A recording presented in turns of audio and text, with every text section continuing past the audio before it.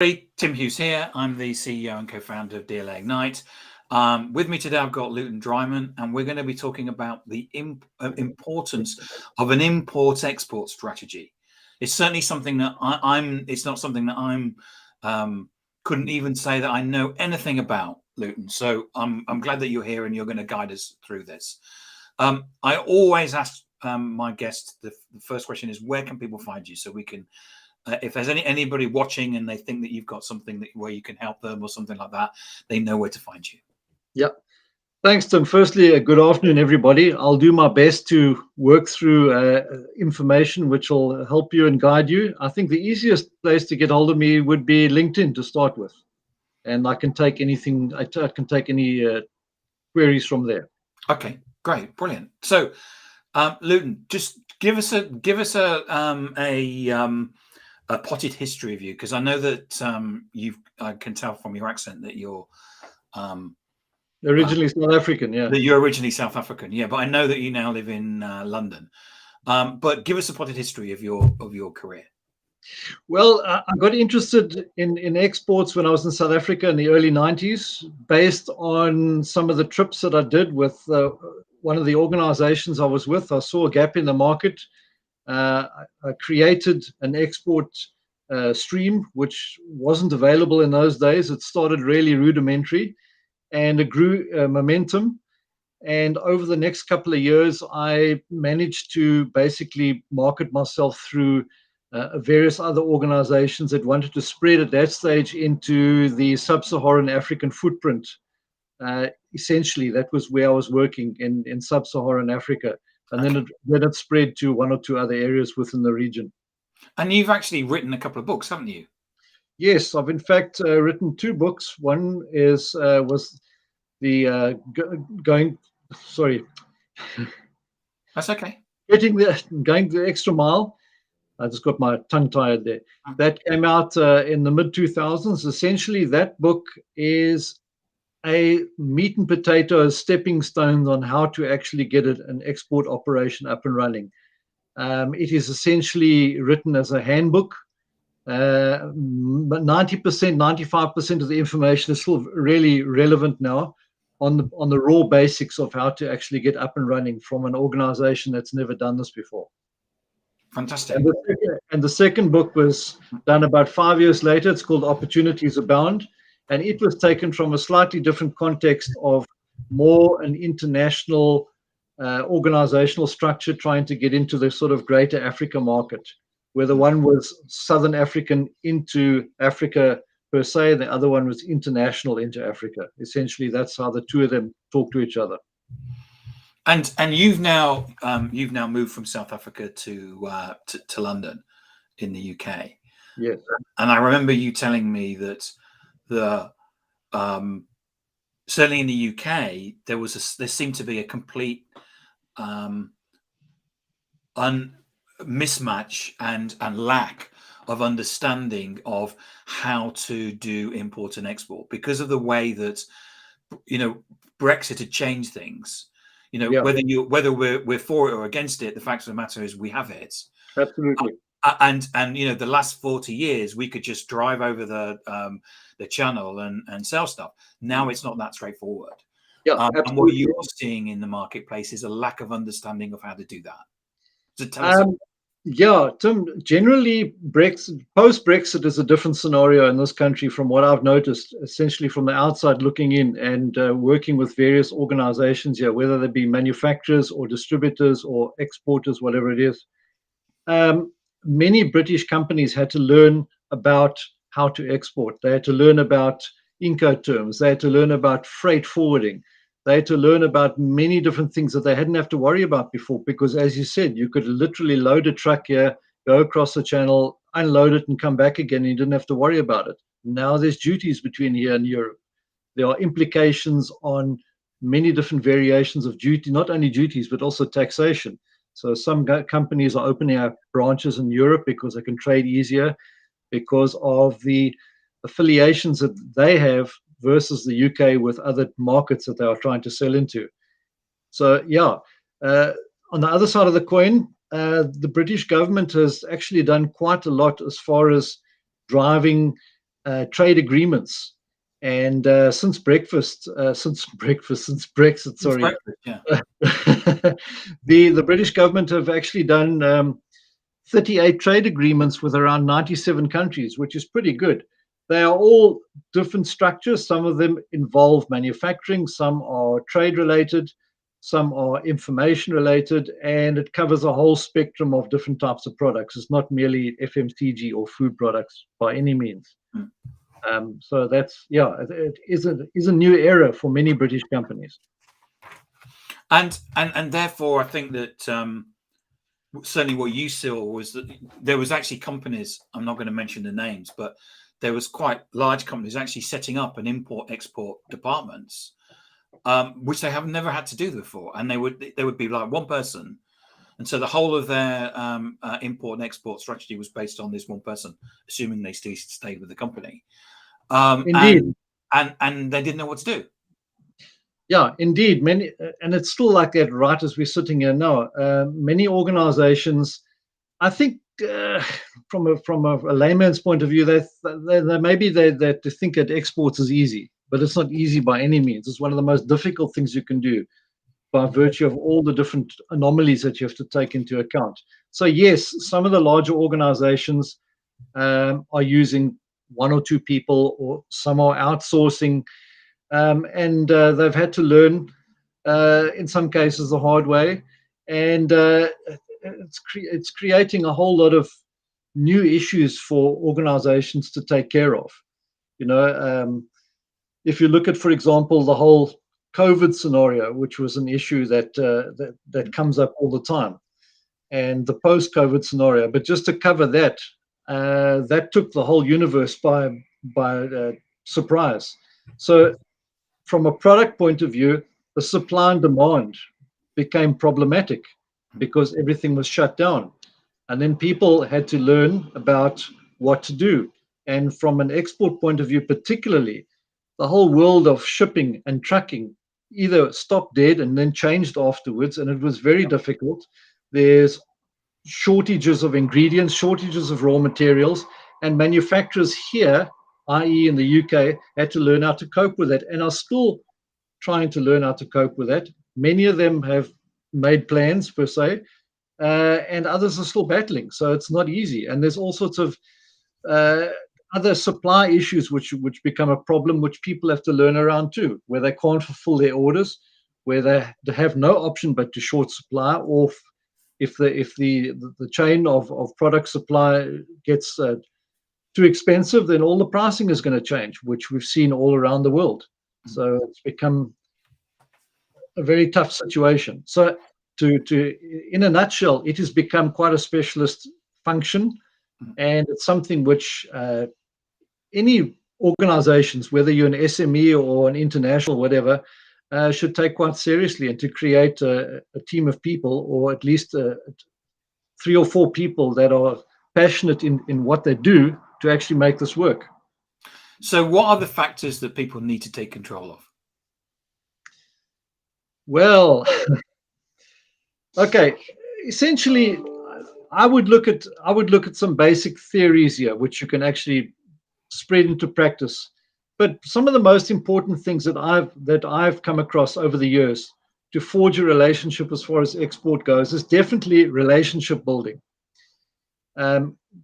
Regardless of whichever country you want to go to, and if you look at the new areas where the trade situations have opened up, whether it be Africa, South America, the Far East, etc., relationship building is the number one.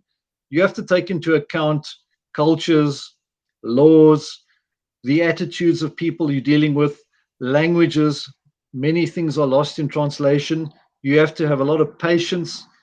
You need to understand that you're going to be nurturing your business plan for longevity. And all this takes time, because essentially trust is going to be more than actually just selling the product. Selling the product is going to be the easy part. It's all the other things. Communication, crucial, very that's a major issue there. I would say relationship building and communication are the two most important factors to build a proper export department regardless of whether you're selling third party or whether you direct manufacturer or whether you're selling a service, whether it's IT or with machinery, it doesn't make any difference. And another thing which I hold very dear to myself is service, i.e., the whole point here is also customer retention. Everybody would look at that from a different perspective. I take it quite seriously because I've dealt with so many different types of people and different products over the years. And the problem is with some organizations is that they tend to go out there, go to trade shows, whatever, get an order, get paid, deliver the goods, and then basically just walk away and just wait for the next one to come. And then they wonder why they can't build their export business. They wonder why things don't happen. So literally, as I've written, you need to go the extra mile. This is quite a passionate scenario that you have to take care of. And what do you need to do strategically in the business? Well, Tim, essentially, you need to learn some type of strategic approach. Once again, depending on what the product is, and I'm just going to generalize and just do brushstrokes here. You need to do some basic PMR, as we call primary market research, depending on the product. You need to do your SWOT analysis, your strengths, weaknesses, threats analysis. You need to look at then the route to market, once again, depending on what the product is. Develop new end users for markets of your products if you've never exported before, regardless of whether it's a business to business, whether it's to retail, to wholesale, to industrial, whatever it is. There are another whole host of areas where you can look at for new business, once again, depending on what the product is, regarding selling to government departments, which includes military, hospitals, feeding schemes, general retail, catering, hospitality, etc. And then there's another whole scenario regarding tender processes, which once again, you could either take your organizational structure and your person involved, and you can put a proposal forward and get yourself linked into the UN. They've got numerous departments and other NGOs like the Red Cross, ECOMOG, Oxfam, Red Crescent, whatever, just depending on what you want to do. And just to jump back to something that I want to mention, talking about these organizations, is the situation regarding Ukraine, which is a situation which is a total paradox, because war creates trading opportunities and to save lives, essentially. Right now, we have supply opportunities and options, but they tend to be around the medical products. I have a personal friend on the ground there that is actually trying to do all this at the moment, and I'm in constant contact with him. So from a product point of view, medical products, obviously, due to the war zone scenario, as of yesterday, they're looking for forensic products to try and identify horrific scenes that they actually have to go and take care of. Military accessories. I'm not talking about military equipment, but just military accessories, protection. And then again, there's a whole circle in Ukraine coming back to food supply, coming back to wheat, which immediately goes back into the food industry, which creates pricing issues, because the whole world thinks that all the wheat comes from Ukraine, and a lot of it does, but not all of it. But there are many other markets that are also growing and selling wheat. But because of the supply has been restricted, obviously the pricing will go up, and then the whole thing unfolds back to supply and demand, back to manufacturing, back to pricing, etc., etc. So I just wanted to raise that issue as well. And how do you deal with red tape, Luyton? Red tape. Let's call it. That's some of the export challenges that you have to deal with. Some of the things that I think are an issue here are essentially fluctuating currencies, foreign exchange restrictions, trade taxes, sometimes quotas, corruption, nepotism, And as I've just mentioned, wars and general unrest, which can cause huge issues, especially if you are awaiting payment or if you're trying to get containers cleared in ports. Lack of local capital, i.e., the lack of the general population on the ground to actually take your products off shelf or to fulfill paying for the service that you supply. And then you also have to deal in most foreign countries. And I'm talking essentially here, Tim, on emerging markets, wherever they may be, monopolies like marketing boards, state trading farms, and just a general lack of infrastructure, which could cause problems down the line. So I don't want to be totally negative about this whole scenario, but the ideal situation is where I jump back to the approach and strategy about primary market research, is to basically have a contact person on the ground. Yep. Have a customer, have an agent, have a distributor on the ground, which means essentially you need to travel. I mean, in the early days, I did more than 340 trips to various African countries, of which I've been to 32 countries, including the Indian Ocean Islands, the UAE. And why I'm saying this, because you have to be on the ground. You have to have boots on the ground. You can never just do this by email or any digital form. You have to do this. Trade shows up to a point, but it's not enough. You need to go into the markets yourself. You have to understand exactly what's going on. So if you can get through some of those red tape issues, which is doable depending on who you have as a contact person, and then you'll be okay. Brilliant. And what advice would you give to anybody starting to export? Well, I would say that you need to get your own house in order first, regardless, I should say, of who the manufacturer is or the distributor or the wholesaler. The thing is, also depending on the product in question, warranties and guarantees have to be looked at. Once again, depending on the product, staff training or staff recruitment from an export point of view, and also the situation of actually learning how to do your costings. And I say this across the board because many people just tend to take an average price that they're using in their local market and to perhaps tweak it slightly into export. It doesn't work. Right. You need to actually go from the ground up. You need to build yourself in a margin which is workable and doable under all situations regarding different issues in different countries. Exactly what we're going through now. Because historically, some people would say they would have a price X, they would just take off a marginal percentage and maybe take away the VAT, which is not applicable for direct exports, and that should be good enough for a price point. And then they wonder why nothing happens, because it's not good enough. You actually have to go and what in the old terminology, a transfer price, basically off the production line, and then work your margins up there. That's where you need to get an export person involved. And of course, in some countries, it's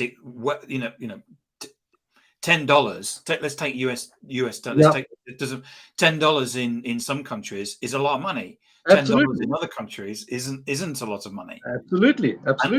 And so where you might have a price where you're quite easily getting a price in the UK or in Europe, you won't get that in Africa or something like that. Yeah, it's difficult, And the thing is, another perspective is also to have passion and loyalty regarding your own brands. If you're representing an international organization, you need to drive your position. Like, for example, in the old days when I did Sony products or whatever it is, you have to put that hat on and you need to go out there for the greater need of the organization. And if you're just going out there with a particular brand, be that as it may, it's fine. But it is an important issue. And also from a relationship building on the ground, if you are trying to nurture somebody to sell your product for you in a foreign country, you obviously have to be passionate about the product as well. And also there has to be a little bit of compassion, because in some markets, people would want some variations on a theme, basically on products to fit into their markets, i.e., variations on packaging or language or sizes, or in some cases, other opportunities, for example, like joint venture, where people would like a product perhaps exported in bulk and packaged in another country. There's all sorts of scenarios which are out there, which comes back to the same thing around communication and relationships. It always seems to come back around that scenario. Luyton, it's been fascinating, and just in terms of your experience, you've got a lot of experience. So if anybody's watching this or hearing this, then you basically reach out to you, and you'd be more than happy to talk to them. Absolutely, I'll do my best to answer all questions and all queries from everybody. Absolutely. And the best place to get you is on LinkedIn. I would say so. Yes, right now it is the easiest place. Everything is there. Yeah. Luyton, it's a subject that I know very little about, but just you coming on and talking about it has given me at least a little bit of knowledge and looking under the hood, as they would say in the States, or under the bonnet, as we'd say in the UK. Yeah. Luyton, thank you so much for coming on today and sharing your insight. I really appreciate it. Tim, thank you very much. I appreciate it as well. And goodbye and good luck to all your viewers and listeners, whoever. Thank you. Thanks.